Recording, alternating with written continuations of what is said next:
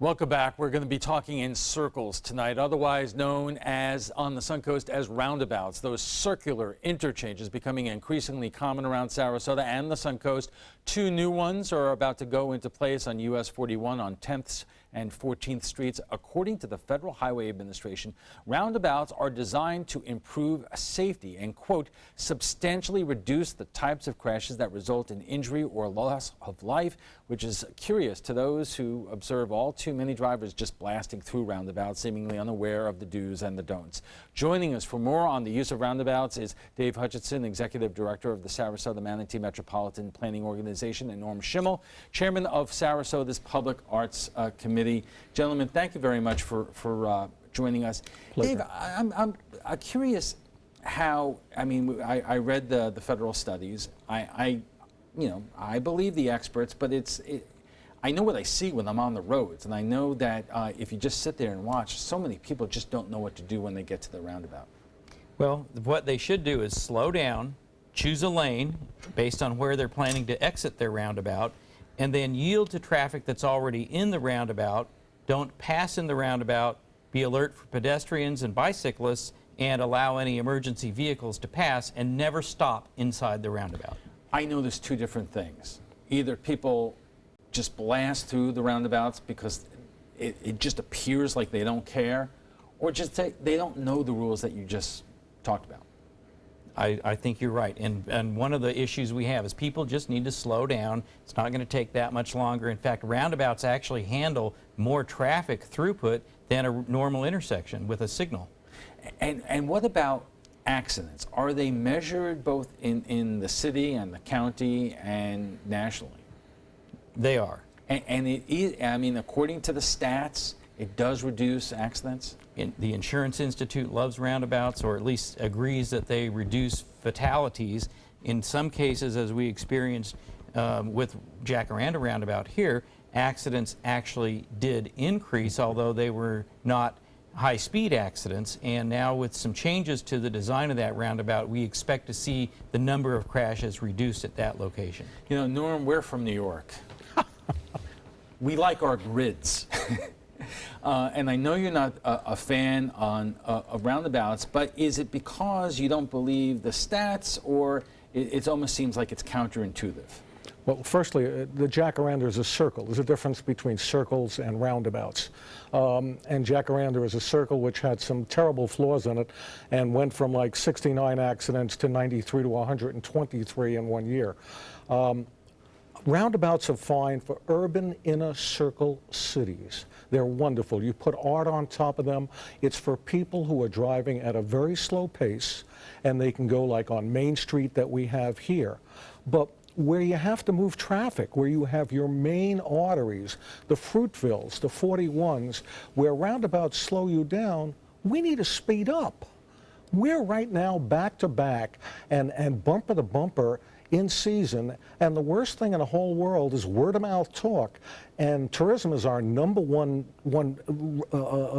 business here, and it's going to affect our tourism. Dave, what about that?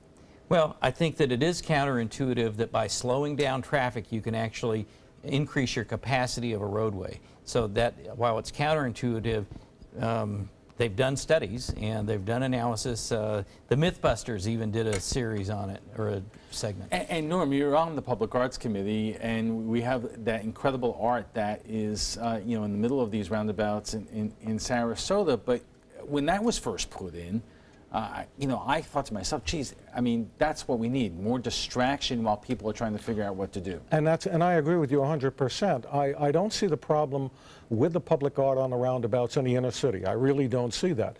But although you do have your elderly drivers, and by the way, of the top 10 cities with the average elderly driver, Longboat Key being number 4, we have 4 in our county with Venice and Sarasota, and it's horrible. We have a less than a minute left, but Dave, I wanted to ask you, we got a very nice email before the broadcast from Lauren Driggs, who asked, is there any specific studies in terms of elderly driving in Sarasota and accidents in roundabouts?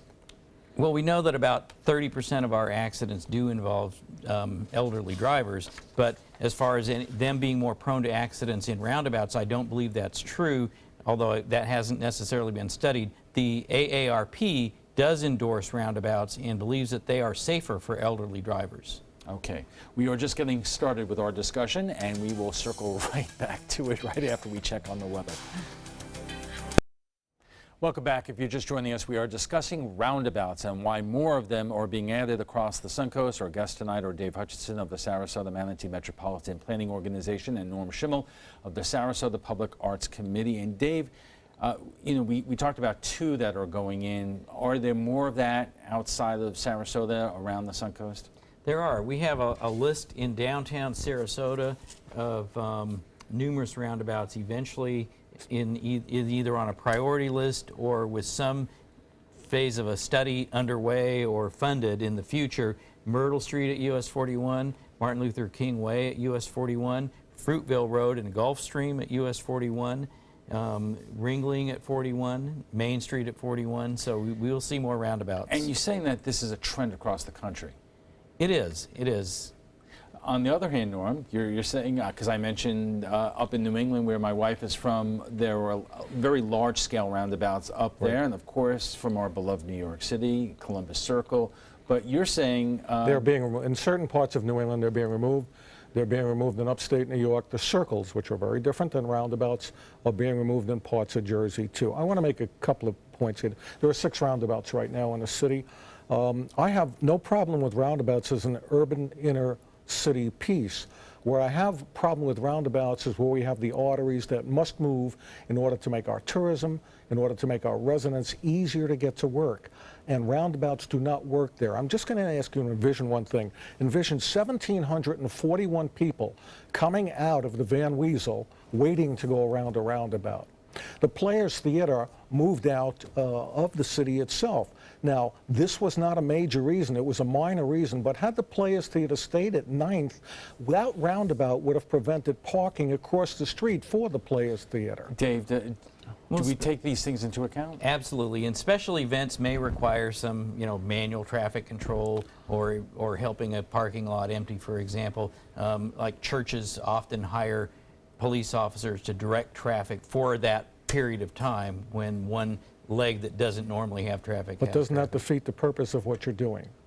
That's defeating the purpose of what you're doing. Not if it functions more smoothly most of the time. The city has done a lot of analysis of a road diet on Fruitville Road and replacing a couple of the intersection traffic signals with roundabouts, and found that it would actually not slow down traffic significantly over what is there now. Let me ask you this. According to the Federal Highway Administration, like any new technology, it is necessary that people understand how roundabouts work and why they are needed. So what is our area? What is the local government doing to educate drivers about the do's and the don'ts? More and more, and I believe that for Jacaranda, when they put in those improvements, Sarasota County at a public meeting had several stations where people could actually practice, simulating driving through a roundabout. There's the Chamber of Commerce in Sarasota is looking at a education course on how do we train people to drive a roundabout. Norm? So out of 365,000 people, how many people, especially elderly people, are going to be going into those courses and doing it? I think it's a dream. What we need on our main structures here is the newest type of computerized, move-structured light system. It's coming into every major city now. We just don't want to pay the money for it, but it is a system based on computer and movement. There's cameras. Well, have governments done research on that? Is that a more efficient way of moving traffic? I don't know if it's more efficient, but it's one way of increasing the efficiency of your network, and we are implementing that here in both Sarasota and Manatee counties as well. The Advanced Traffic Management System has its traffic management center in the Manatee Public Safety Building, and from there they can monitor and theoretically adjust on the fly if necessary. Is that a more expensive way of controlling traffic? It does require a lot of investment. I mean, first you have to have the facilities, you've got to have actual wires or wireless connections everywhere.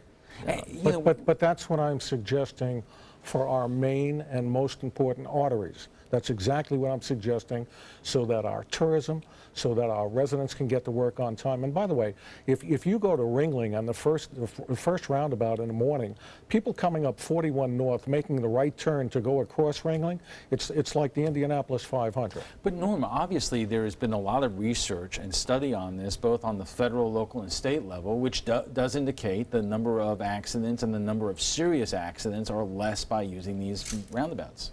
Well, how come the accidents went up in Jacaranda? I don't know where they did their research, but it wasn't Sarasota, Florida, and it wasn't Sarasota County, Florida. And it's very, very clear what we have to do to protect our #1 industry and provide our residents the best roadway they can. Dave, we could look at all the federal research we want to, but has any local studies been done in terms of the roundabouts here and the accidents over the course of time? Yes, and not so much as specific to roundabouts, but overall accidents. And we do not see the roundabouts showing up in any of the top 10 accident locations, for example. And this is something that the local governments in the MPO track, and we're convinced that it's going to help. And we will need both systems. We'll need the automated as well. Norm, doesn't it stand to reason that the kinds of accidents that you would have in roundabouts are basically side collisions and not head-on, which is really no, you can get head-on. If someone is sight impaired on the left side, you can get a head-on very easily within the roundabout itself. But I'm also concerned about emergency vehicles. I'm concerned about 18-wheelers. I'm concerned with boats and trailers, which is horrible. Think about 10th Street with boats and trailers. And then the last thing is, where the crossing route is on our roundabouts, they better put a blinking sign, because our senior citizens do not see people coming across. All right, Dave, I will give you a chance to respond to that, but we have to take a quick break. When we return, we'll have final thoughts from our guests, but what some of our viewers are saying about last night's topic, the legal side, the legacy trail.